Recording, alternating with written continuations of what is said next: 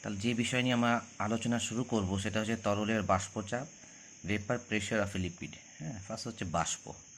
তো বাষ্প হচ্ছে তরল যখন গ্যাসীয় অবস্থায় উপনীত হয়, ঠিক আছে, তো তখন তাকে আমরা বাষ্প বলি। তাহলে তরলের বায়বীয় বা গ্যাসীয় অবস্থাকে কী বলা হয়? বাষ্প বলা হয়। লিখতে পারি তরলের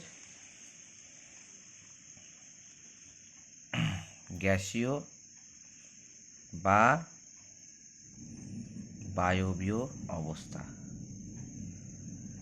ঠিক আছে, নেক্সট হচ্ছে বাষ্পীভবন। ঠিক আছে, বাষ্পীভবন।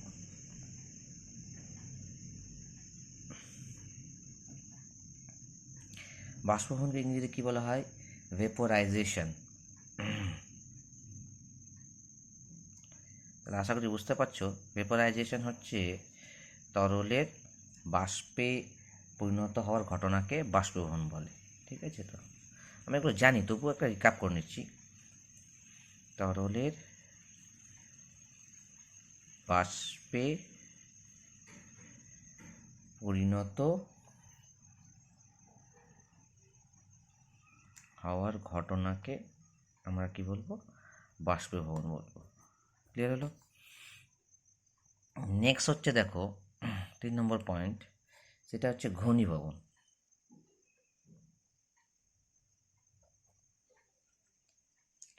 ঘনীভবনকে কী বলা হয়? কনডেনসেশন বলা হয়।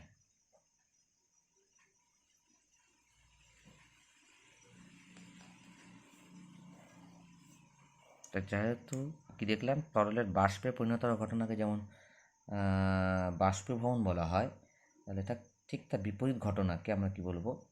ঘনীভবন বলবো। অর্থাৎ বাষ্পীভবনের বিপরীত প্রক্রিয়া বা বাষ্প আবার যখন তরলে পরিণত হয়। ঠিক আছে, তো কী লিখতে পারি? বাষ্পীভবনের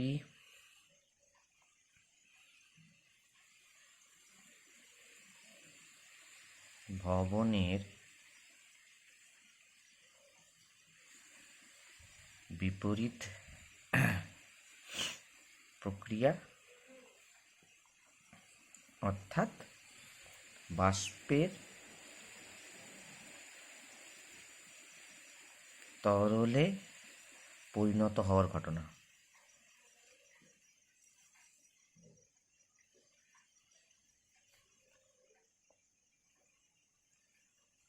কি বলবো আমরা? ঘনীভবন বলবো। ক্লিয়ার হলো তো? এই হচ্ছে ব্যাপার। এবার আমরা চলে যাব যে তোমার যদি কোনো আবদ্ধ পাত্রে তরলকে রাখা হয়, তা সেক্ষেত্রে বাষ্পায়ন ও বাষ্পচাপের ধারণা। ঠিক আছে, তো কোথায় চলে যাব? সেখান থেকে আমরা তরলের বাষ্পচাপের সংজ্ঞা বা তরল কোন কোন বাষ্পচাপ কোন কোন বিষয়ের উপর নির্ভর করে জানবো আমরা। হ্যাঁ, তাহলে আবদ্ধ পাত্রে তরলের বাষ্পায়ন, ঠিক আছে, এবং বাষ্পচাপের ধারণা।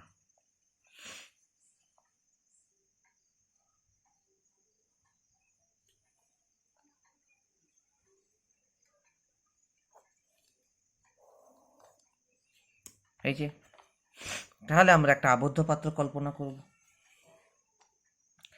এই ধরনের আবদ্ধ পাত্র একটা বানালাম, বদ্ধ পাত্র।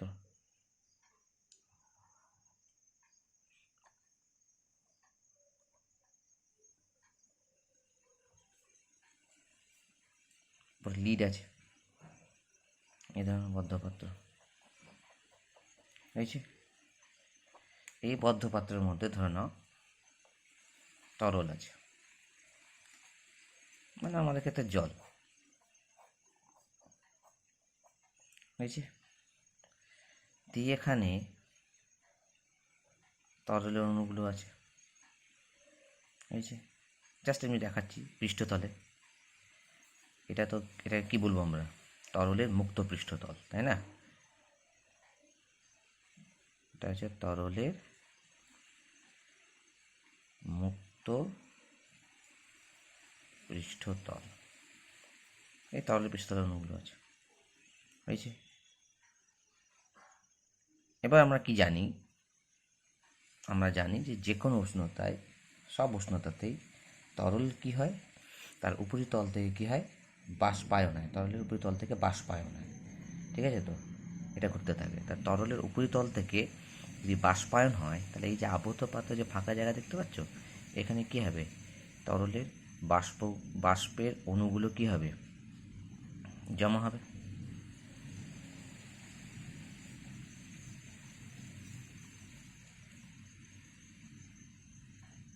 জাস্ট আমি বোঝানোর জন্য আঁকলাম।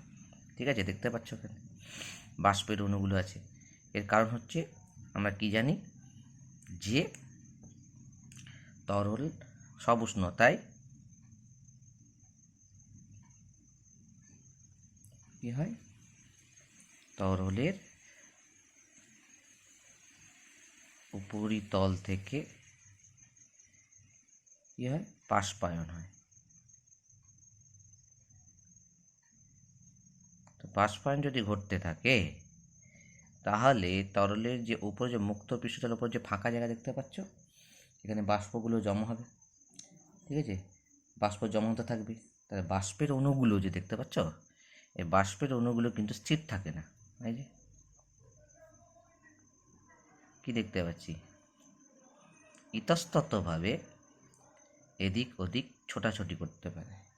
তো ইতস্ততভাবে মানে নিজের ইচ্ছা মতো করে সে বিচরণ করতে পারে থাকে, হ্যাঁ, এবং নিজেদের মধ্যে ধাক্কা খাবে, পাতের দেওয়ালের সঙ্গে ধাক্কা খাবে। আবার তরলের যে পৃষ্ঠতল দেখতে পাচ্ছ, সেখানেও কী হবে, ধাক্কা খাবে। তাহলে আমরা এখান থেকে কী দেখলাম, কী বুঝলাম, যে তোমার যে ফাঁকা জায়গায় যে বাষ্পের অণুগুলো জমা হয়েছে, তো বাষ্পের অণুগুলো কী হবে, এদিক ওদিক ঘুরে বেড়াবে। ভালো ভাষায় কী লিখব, ইতস্তত বিচরণ করতে থাকে।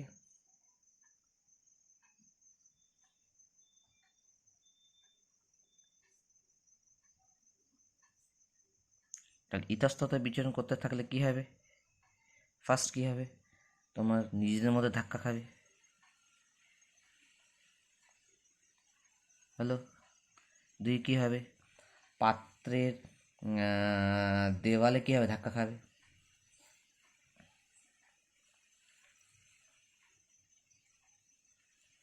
তিন নম্বর কী হবে, যে তরলের উপরিতলে যে অণুগুলো আছে, তরলের পৃষ্ঠতলের সঙ্গে ধাক্কা খাবে। পৃষ্ঠতল এদের সঙ্গে কী হবে, সংঘর্ষ হবে বা ধাক্কা খাবে। এই যে দেখতে পাচ্ছি, দেখো তরলের পৃষ্ঠতলের সঙ্গে ধাক্কা খাচ্ছে। এবার যখন ধাক্কা খাবে না, তরলের পৃষ্ঠতলের সঙ্গে যখন ধাক্কা খেতে খাবে, তখন যদি ধরে নাও তার গতিবেগ কমে গেল, কম গতিসম্পন্ন হয়ে গেল, গতিবেগ কমে গেল, তাহলে যাদের গতিবেগ কম থাকবে তারা কী হবে বলো তো, এই তরলের যে অণুগুলি দ্বারা কী হবে, আকর্ষিত হবে, আবার তরলে ফিরে আসবে। ঠিক আছে, তাহলে এই জায়গাটা আমরা দেখতে পাচ্ছি যে ধাক্কা খেতে চলেছে। ধাক্কা খাওয়ার সময় অর্থাৎ তরলের, এই যে লিখছি না, তরলের পৃষ্ঠতলের সঙ্গে ধাক্কা খাবে, তো তরলের পৃষ্ঠতলের সঙ্গে যখন ধাক্কা খেতে আসবে, ঠিক আছে, তাহলে এই জায়গাটা তরলের পৃষ্ঠতলের সঙ্গে যে অণুগুলো ধাক্কা খাবে, এই ক্ষেত্রে বলা হচ্ছে, তো তরলের পৃষ্ঠতলের সঙ্গে যে অণুগুলো ধাক্কা খাবে, তাদের মধ্যে যদি দেখি যে কম গতি সম্পন্ন যদি অণু হয়, কম গতি সম্পন্ন, ঠিক আছে, অণুগুলি, তাহলে কম গতি সম্পন্ন অণুগুলো কী হবে, তরলের মধ্যে থাকা অণুগুলো দ্বারা আকর্ষিত হবে। হ্যাঁ, অণুগুলি তরল মধ্যস্থ অণু দ্বারা কী হবে, আকর্ষিত হয়ে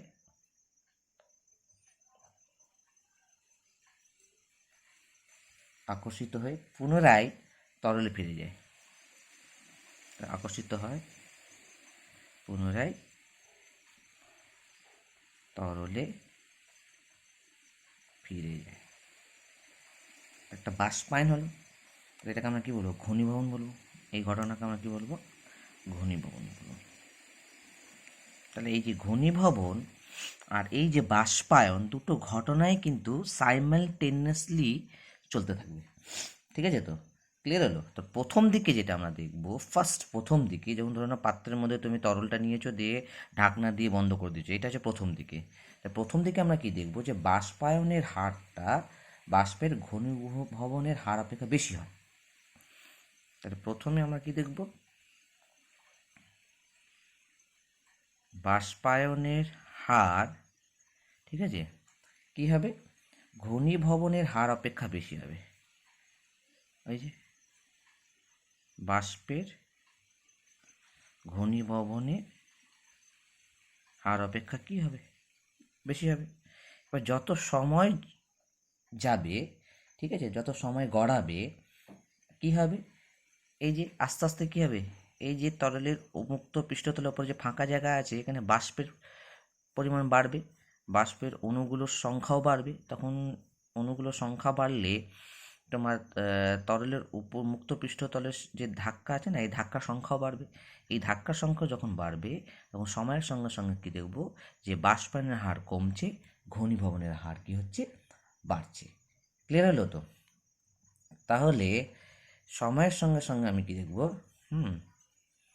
তাহলে সময়ের সঙ্গে আমরা কি দেখব, যে ফাঁকা স্থান যেটা আছে, উপরে যে ফাঁকা স্থান আছে, পৃষ্ঠতলের উপরে যে ফাঁকা স্থান আছে, অতটা লিখছি না, পৃষ্ঠতলের উপরে যে ফাঁকা স্থান আছে, ঠিক আছে, সেখানে কি হবে, বাষ্পের পরিমাণ কি হবে, বাড়তে থাকবে। তা যদি বাড়তে থাকে তাহলে ঘনীভবনের হারও কি হবে, বৃদ্ধি পেতে থাকবে।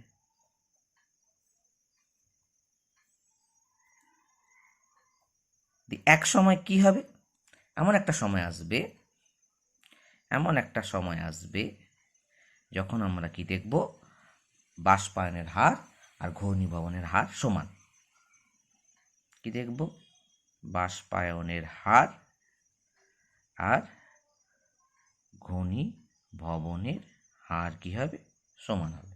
অর্থাৎ ঘনীভবন আর বাষ্পায়নের মধ্যে একটা গতিশীল সাম্যাবস্থা সৃষ্টি হবে। তাহলে এর ফলাফল কি হবে, যে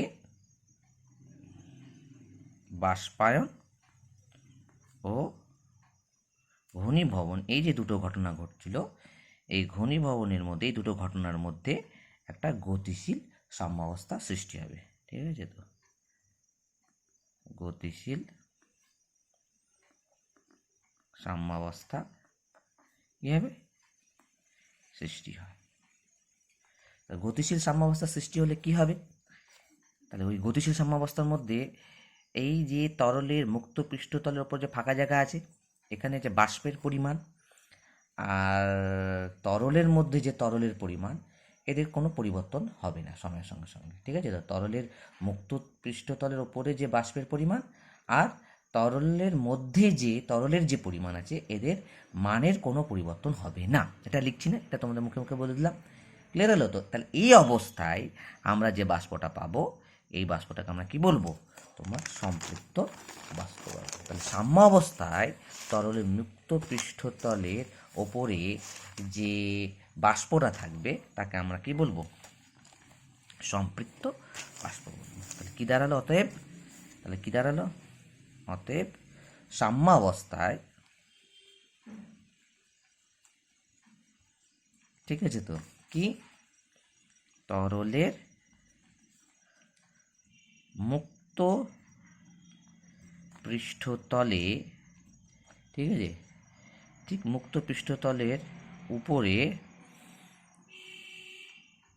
থাকা বাষ্পকে আমরা কি বলবো, এই বাষ্পকে আমরা কি বলবো, সম্পৃক্ত বাষ্প বলবো,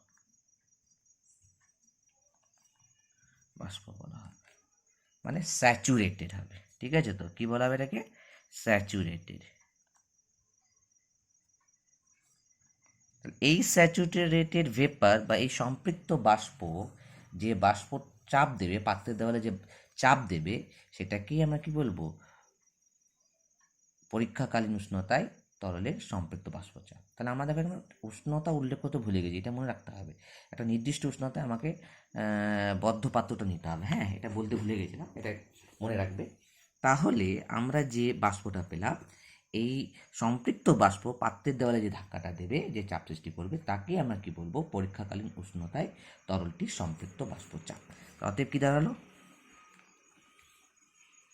দেখো, সম্পৃক্ত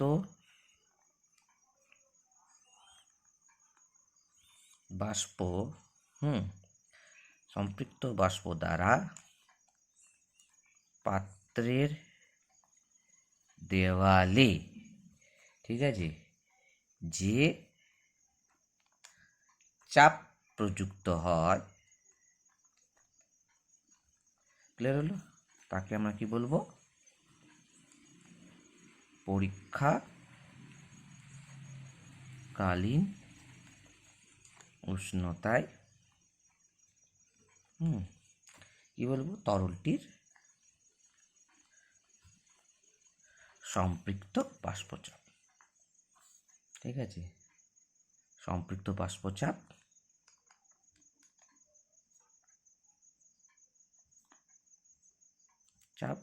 মানে হচ্ছে স্যাচুরেটেড ভেপার প্রেশার,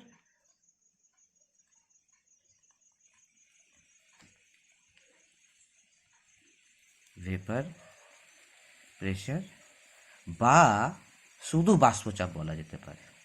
শুধু বাষ্পচাপ বললেও সেটাই বোঝাবে, হ্যাঁ, সম্পৃক্ত বাষ্পচাপ, বা শুধু এটাকে আমরা বাষ্পচাপ বলে থাকি। হ্যাঁ, vapour pressure, only vapour pressure,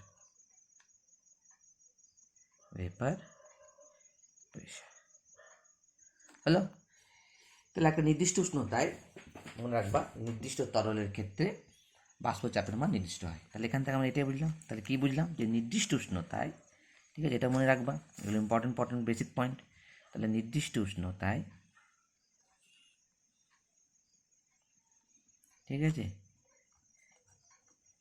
নির্দিষ্ট তরলের কি থাকবে?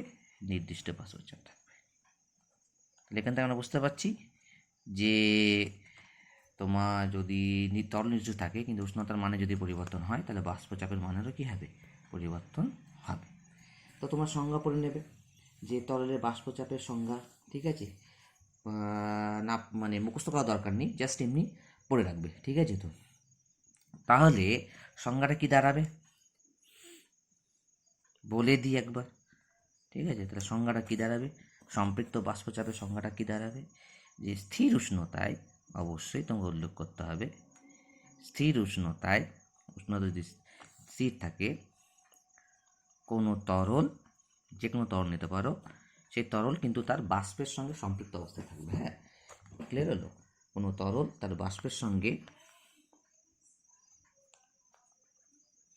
সম্পৃক্ত বলতে ভুল বললাম, সাম্য অবস্থা থাকবে। তরল তার বাষ্পের সঙ্গে, ঠিক আছে, সাম্য অবস্থায় থাকলে কি হবে? বাষ্প দ্বারা যে চাপ দেবে, প্রদত্ত চাপকে আমরা কি বলবো? ওই উষ্ণতায়,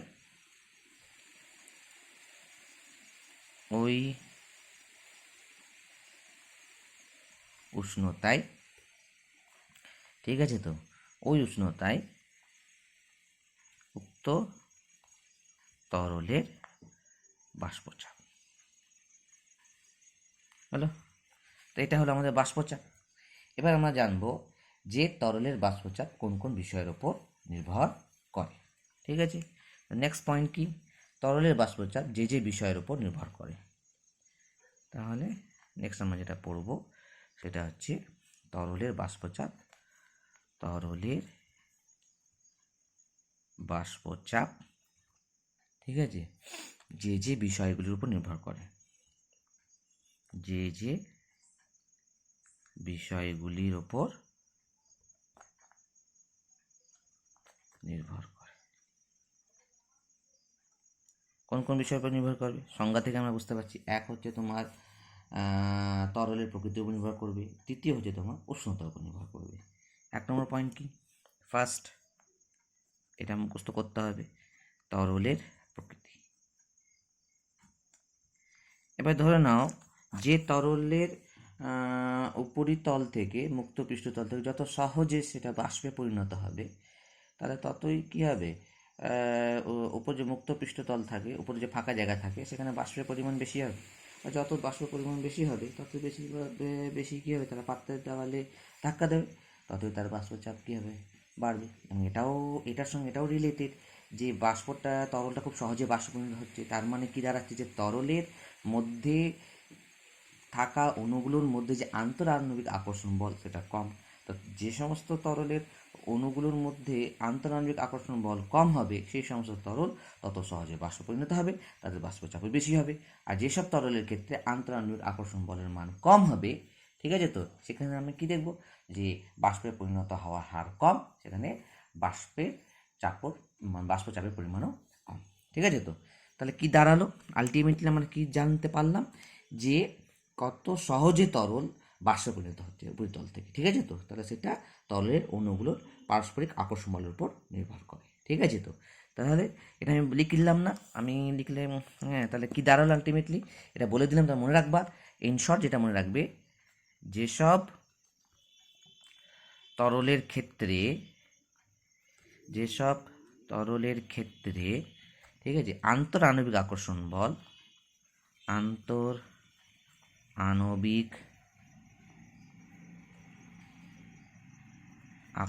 বল কম, ঠিক আছে, তাদের বাষ্পায়নের প্রবণতা কি হবে, বেশি হয় একটা। আর আরেকটা দিকে কি হবে, যেসব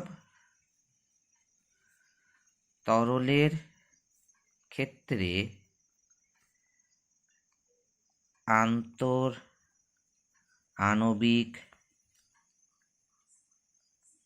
আকর্ষণ বল, ঠিক আছে, আকর্ষণ বলের মান বেশি, তাদের ক্ষেত্রে কী হয় দেখব আমরা, তাদের বাষ্পায়নের প্রবণতাও কম, তাদের বাষ্পায়নের প্রবণতা কী হবে, কম হবে, কম হয়। এই যে বুঝতে পারলে, তাহলে কি আন্তঃআণবিক আকর্ষণ বলের মান কম হলে, তাহলে সেই তরলের উপরের মুক্ত পৃষ্ঠতল থেকে উপরিতল থেকে খুব সহজে তরল কী হবে, বাষ্পায়িত হবে। তাহলে বাষ্পের পরিমাণ বাড়বে, বাষ্পের মধ্যে থাকা উপরিতলের ফাঁকা জায়গার মধ্যে থাকা বাষ্পের অণুগুলোর সংখ্যাও বাড়বে, এবং পাত্রের দেওয়ালে ধাক্কা সংখ্যাও বাড়বে, তাহলে বাষ্পচাপও বাড়বে। ঠিক আছে, তো একটু দ্রুত বলে ফেললাম। উদাহরণ হিসেবে দেখো কি দিয়েছে, এখানে দেখো 3টে তরল দিয়েছে, এক হচ্ছে ইথার, এক হচ্ছে তোমার ইথাইল অ্যালকোহল বা ইথানল, এক হচ্ছে তোমার জল। তো জলের ক্ষেত্রে হাইড্রোজেন বন্ডিং কাজ করে, হাইড্রোজেন বন্ডিং সংখ্যা বেশি, ইথানল তুলনায় ইথানের মধ্যে কোনো হাইড্রোজেন বন্ডিং নেই। আমরা বলতে পারি যে আন্তঃআণবিক আকর্ষণ বল যদি আমরা তুলনা করি, আন্তঃআণবিক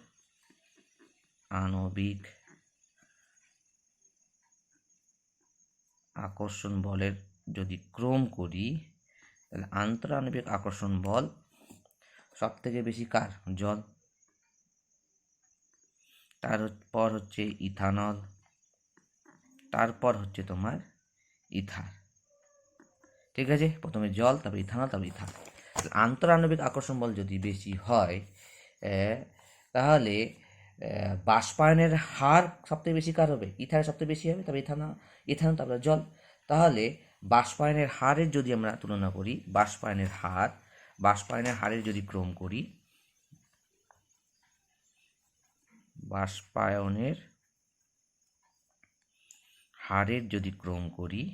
তাহলে বাষ্পায়নের হারের ক্রম কী হবে, চেঞ্জ হয়ে যাবে।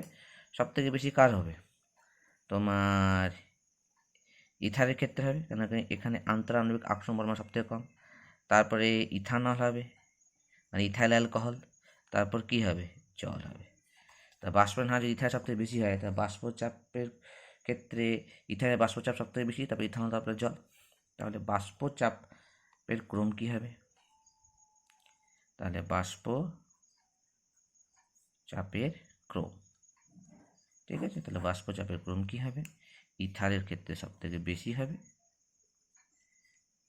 তারপরে ইথানল হবে, তারপরে কি হবে, জল হবে।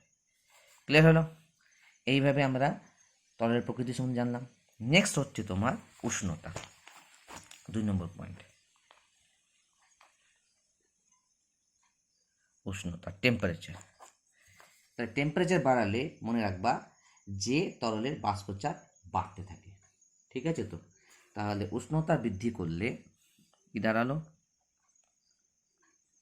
উষ্ণতা বৃদ্ধি করলে কি হবে, তরলের বাষ্পচাপ কি হবে, বৃদ্ধি পায়। এবার প্রশ্ন হচ্ছে উষ্ণতা বৃদ্ধি করলে তরলের বাষ্প বৃদ্ধি পায় কেন? এখানে উষ্ণতা বৃদ্ধি করলে তোমার তরলের অণুগুলোর গতিশক্তি বৃদ্ধি পায়। তাহলে উষ্ণতা বৃদ্ধি করলে, উষ্ণতা যদি বৃদ্ধি করা হয় তাহলে আমরা কি দেখব, কি দেখব, তরলের অণুগুলির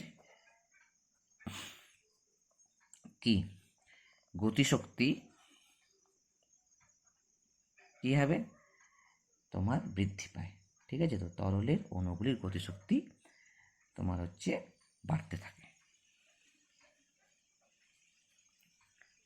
তাহলে তরলের অণুগুলির গতিশক্তি যদি বাড়তে থাকে, ঠিক আছে তো, তাহলে সেই তরল খুব সহজেই তরলের অণু খুব সহজে পৃষ্ঠতল থেকে, মানে তরলের উপরিতলের পৃষ্ঠতল থেকে তাহলে খুব বেশি সংখ্যক অণুগুলো কী হবে, তোমার তরল দশায় পরিণত হবে, তরল দশা থেকে বাষ্প দশায় গমন করবে, ফলে তরলের পৃষ্ঠতলের উপর বাষ্পের পরিমাণ যদি বাড়ে তাহলে বাষ্পচাপও কী হবে, বৃদ্ধি পাবে।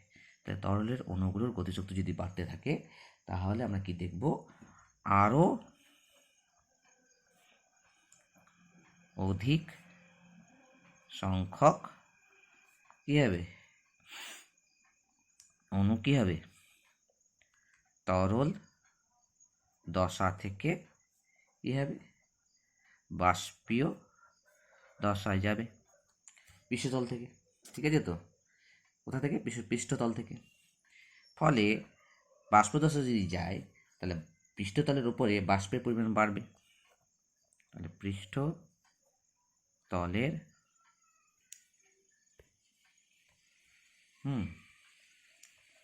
ওপরে বাষ্পের পরিমাণ কি হবে, বাড়বে। তাহলে বাষ্পের পরিমাণ যদি বাড়ে তাহলে বাষ্পচাপও কি হবে, হলো? এই হচ্ছে ব্যাপার। ক্লিয়ার হলো? নেক্সট যেটা আমরা পড়ব, তাহলে আমরা এটা মোটামুটি বিশুদ্ধ দ্রাবকের ক্ষেত্রে পড়লাম, শুধু দ্রাবক। এবার আমরা কি করব, দ্রবণের বাষ্পচাপ বার করব। দ্রবণ বাষ্পচাপ মানে ওখানে দ্রবণের মধ্যে যে দ্রাবটা থাকবে সেই দ্রাবটা অনুদ্বায়ী আর কঠিন হতে হবে। বোঝা গেল তো? তো নেক্সট যে টপিকটা আমরা আলোচনা করব যে দ্রবণের ক্ষেত্রে বাষ্পচাপ কী দাঁড়াবে। ঠিক আছে তো? তাহলে দ্রবণটা কীরকম হবে, তরল, দ্রাবক, লিকুইড, সলভেন্ট ও অনুদ্বায়ী কঠিন দ্রাবের, ঠিক আছে, মানে নন ভোলাটাইল সলিড হবে। হ্যাঁ, সলিড, সলিউট দ্রাবের সমন্বয়ে, ঠিক আছে তো, গঠিত দ্রবণের বাষ্পচাপ দেখব। ঠিক আছে? দ্রাবক হবে তরল, দ্রাব হবে কঠিন, অনুদ্বায়ী। ঠিক আছে তো? ক্লিয়ার হলো? তো এরকম আমরা কয়েকটা উদাহরণ দেখব। ঠিক আছে? তাহলে আমরা একটা দ্রবণ তাহলে উদাহরণ হিসেবে কি নিতে পারি, কী দাঁড়ালো, তরল দ্রাবক, তরল বিশুদ্ধ দ্রাবক, তার সঙ্গে হচ্ছে অনুদ্বায়ী কঠিন দ্রাবক। হ্যাঁ, এদের দ্রবণ। হলো, মনে থাকবে। এই যে এই দেখো, এর উদাহরণগুলো কি কি? যেমন হচ্ছে চিনির জলীয় দ্রবণ,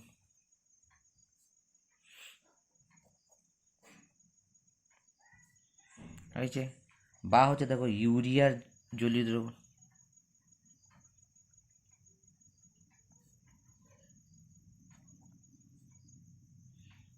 যেখানে আমরা কি দেখব, চিনি হচ্ছে কঠিন অনুদ্বায়ী দ্রাবক আর জল হচ্ছে তোমার কি বিশুদ্ধ দ্রাবক। একইভাবে ইউরিয়ার জলীয় দ্রবণের ক্ষেত্রে ইউরিয়াটা কি হবে, দ্রাব হবে, এটা হচ্ছে কি কঠিন অনুদ্বায়ী। এদের ক্ষেত্রে দুটো ফলাফল দেখব। একটা ফলাফল কি দেখব, এক হচ্ছে তোমার দ্রবণের বাষ্পচাপ, যেটা আমরা পরিমাপ করব সেটা অ্যাকচুয়ালি হচ্ছে প্রকৃতপক্ষে, হ্যাঁ, দ্রবণে উপস্থিত দ্রাবকের বাষ্পচাপ। এই যে দুই আমরা যেটা দেখব সেটা হচ্ছে এইভাবে যে দ্রবণের যে বাষ্পচাপটা আমরা পাচ্ছি, সেই বাষ্পচাপের মান বিশুদ্ধ দ্রাবকের বাষ্পচাপ অপেক্ষা কম হয়। হ্যাঁ, দ্রবণের বাষ্পচাপ সম উষ্ণতায়, উষ্ণতা সেম রাখতে হবে, বিশুদ্ধ, ঠিক আছে তো, দ্রাবকের বাষ্পচাপ অপেক্ষা কি হয়, কম হয়। তাহলে আমরা জানবো, দুটোই আমরা জানবো। ফার্স্ট পয়েন্ট দেখো কি বলছে, যে দ্রবণের বাষ্পচাপ অ্যাকচুয়ালি দ্রবণে উপস্থিত দ্রাবকের বাষ্পচাপ কি, এই জিনিসটা বুঝবো। এবার ভালো করে বোঝার চেষ্টা করো যে দ্রবণটা যেটা নেওয়া হয়েছে, ঠিক আছে তো, তার মধ্যে যে এটা দ্রাব হচ্ছে সেটা কি, এক তো কঠিন, তারপর হচ্ছে অনুদ্বায়ী, অর্থাৎ এটা বাষ্পে পরিণত হবে না। তাহলে দ্রাবক যেটা আমরা নিচ্ছি তাহলে সেটাই একমাত্র উদ্বায়ী, বোঝা গেল? তা দ্রবণের মধ্যে দ্রাব যদি অনুদ্বায়ী হয় তাহলে দ্রাবটা কি হবে, বাষ্পে পরিণত হবে না। তাহলে একমাত্র দ্রবণের মধ্যে থাকা দ্রাবক কি হবে, বাষ্পায়িত হবে। ফলে আমরা যে দ্রবণের বাষ্প, তাহলে ভালো খেয়াল করো যে দ্রবণের, ধরুন এরকম পাত্রের মধ্যে, এরকম পাত্রের মধ্যে দ্রবণটা নিয়েছো, এই যে, তাহলে উপরে যে ফাঁকা দ্রবণের যে মুক্ত পৃষ্ঠতল থাকবে তার উপরে যে যে ফাঁকা জায়গাটা থাকবে, এখানে যে বাষ্পটা জমবে, অ্যাকচুয়ালি এটা কিসের বাষ্প, দ্রবণের মধ্যে উপস্থিত তোমার দ্রাবকের বাষ্প। তো দ্রবণের মধ্যে উপস্থিত দ্রাবকের বাষ্প যদি এখানে জমা হয় তাহলে এখানে যে বাষ্পচাপটা তৈরি হবে এটা অ্যাকচুয়ালি কিসের বাষ্পচাপ হবে, দ্রবণের মধ্যে উপস্থিত দ্রাবকের বাষ্পচাপ হবে। তার মানে এখানে দ্রাবের কোনো অবদান নেই, ঠিক আছে তো। তাহলে অনুদ্বায়ী বলি নেই। 2 নম্বর পয়েন্ট দেখো কি বলছে, 2 নম্বর পয়েন্ট যেটা আমরা জানলাম যে দ্রবণের যে বাষ্পচাপটা পাবো সম উষ্ণতায় বিশুদ্ধ দ্রাবকের বাষ্পচাপ অপেক্ষা কম হয়। তাহলে এর ব্যাখ্যাটা কিভাবে দেবো, ধরে নাও একটা আমরা বিশুদ্ধ দ্রাবকের পৃষ্ঠতলের ছবি আঁকলাম, জাস্ট একটা একই ক্ষেত্রফলের। এটা ধরে নাও, প্রথমটা ধরে নাও বিশুদ্ধ দ্রাবক, আর দ্বিতীয়টা হচ্ছে তোমার দ্রবণ।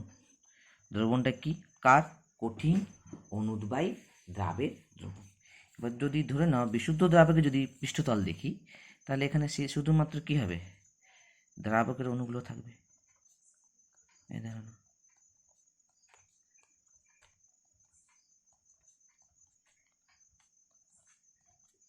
কিন্তু যদি দ্রবণ নিই তো দ্রবণের মধ্যে তো তোমার কি আছে, দ্রাবও আছে, দ্রাবক আছে, সব জায়গায়। তাহলে যে কোনো জায়গায় তোমার যেমন দ্রাবের অণুগুলো থাকবে সেরকম দ্রাবকের অণুগুলো থাকবে। তাহলে পৃষ্ঠতলেও তোমার দ্রাব এবং দ্রাবক দুটোই অণু উপস্থিত থাকবে, ঠিক আছে তো। তাহলে এখানে আমি যে ছবিটা আঁকছি কিছু কিছু জায়গায় ফাঁকা রেখে দেবো, হ্যাঁ,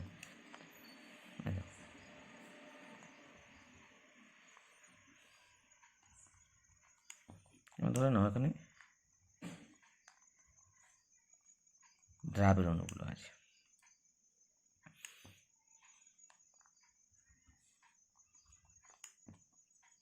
বোঝানোর জন্য এইভাবে আঁকছি। হ্যাঁ,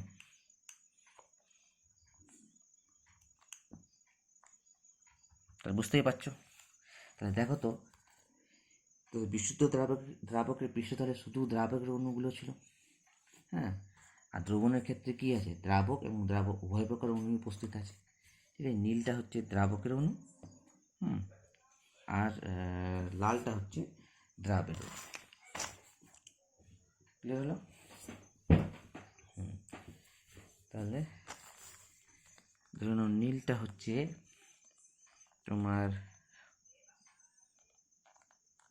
দ্রাবকের অণু,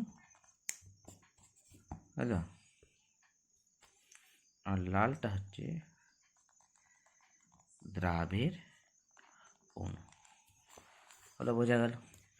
তাহলে বিশুদ্ধ পৃষ্ঠতলে দ্রাবকের অণু সংখ্যা বেশি, এখানে দ্রবণের পৃষ্ঠতলে, মুক্ত পৃষ্ঠতলে তোমার দ্রাবকের অণু সংখ্যা কম।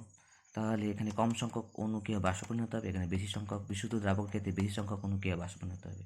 তাহলে অবভিয়াসলি বিশুদ্ধ দ্রাবকের পৃষ্ঠতলের উপর যে ফাঁকা জায়গা আছে সেখানে বাষ্পের পরিমাণ বেশি হবে, আর দ্রবণের ক্ষেত্রে বাষ্পের পরিমাণ কী হবে, কম হবে। ফলে বিশুদ্ধ দ্রাবকের বাষ্পচাপ দ্রবণের বাষ্পচাপ অপেক্ষা বেশি হবে। তাহলে অতএব কী দাঁড়ালো, কি আমি কনক্লুশন করলাম যে, এটা লিখে দিই, বিশুদ্ধ দ্রাবকের পৃষ্ঠতল অপেক্ষা দ্রবণের পৃষ্ঠতলের প্রতি একক ক্ষেত্রফলে তুলনামূলকভাবে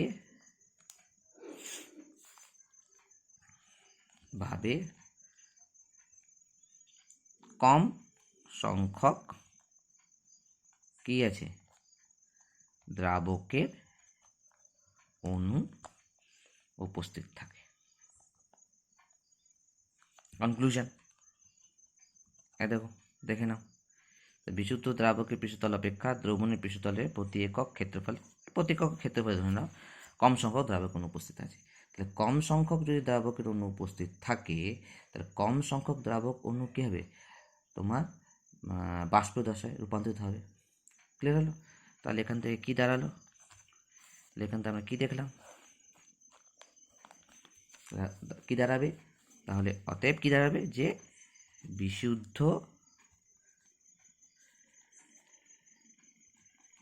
দ্রাবকের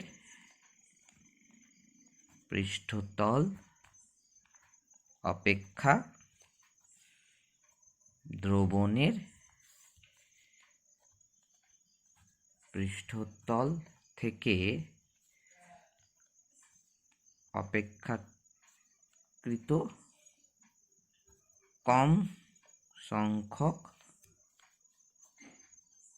দ্রাবক অণু কী হবে, বাষ্পীয় দশায় রূপান্তরিত হবে। তো কম যদি সংখ্যক বাষ্পীয় দশায় যদি রূপান্তরিত হয়, ঠিক আছে, তো তাহলে পৃষ্ঠতলের উপরে যে বাষ্পের পরিমাণ কী হবে, কম হবে দ্রবণের ক্ষেত্রে। তাহলে এর ফলে কী হবে, তোমার দ্রবণের, ঠিক আছে, পৃষ্ঠতলের ওপর থাকা বাষ্পের পরিমাণ কী হবে, সম উষ্ণতায় বিশুদ্ধ দ্রাবকের পৃষ্ঠতলের ওপরে থাকা বাষ্পের পরিমাণ অপেক্ষা কী হবে, কম হয়। ক্লিয়ার হলো? তাই যদি হয় তাহলে সুতরাং কী দাঁড়াবে, আলটিমেটলি কী দাঁড়াবে, যে বিশুদ্ধ তাহলে আলটিমেটলি কী দাঁড়াবে, এটা দাঁড়াবে, এই যে এটা লিখলাম না পেজে জায়গা নেই, এই যে এটা দাঁড়াবে, এই যে এটা দাঁড়াবে যে দ্রবণের বাষ্পচাপ সমউষ্ণতায় বিশুদ্ধ দ্রাবকের বাষ্পচাপ অপেক্ষা কম হবে। দেখে নাও পয়েন্টগুলো, দেখে নাও। এই দেখো, বিশুদ্ধ দ্রাবক পৃষ্ঠতল অপেক্ষা দ্রবণের পৃষ্ঠতলের প্রতি একক ক্ষেত্রফলে তুলনামূলকভাবে কম সংখ্যক দ্রাবক অণু উপস্থিত। তাহলে বাষ্পীয় দশায় কম সংখ্যক দ্রাবক অণু বাষ্পদশায় রূপান্তর হবে, তাহলে বাষ্পের পরিমাণ কম হবে, তাহলে বাষ্পচাপও কম হবে।